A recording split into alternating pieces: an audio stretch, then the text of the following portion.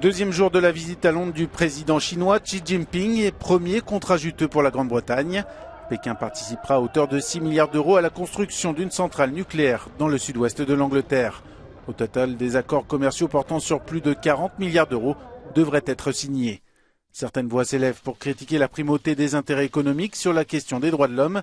David Cameron se félicite, lui, de ce qu'il considère comme l'âge d'or des relations sino-britanniques et répond aux interrogations.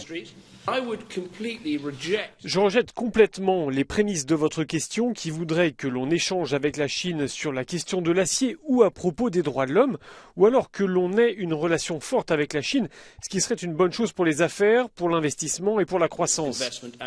Je suis convaincu, après 5 années à ce poste, que vous pouvez avoir les deux et même que vous devez avoir les deux.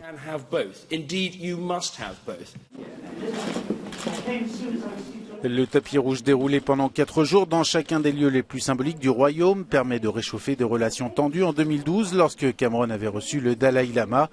Le mécontentement de certains londoniens s'exprime dans la rue avec plusieurs centaines de manifestants pro-tibétains ou défenseurs des droits de l'homme rassemblés à chacun des déplacements du président chinois.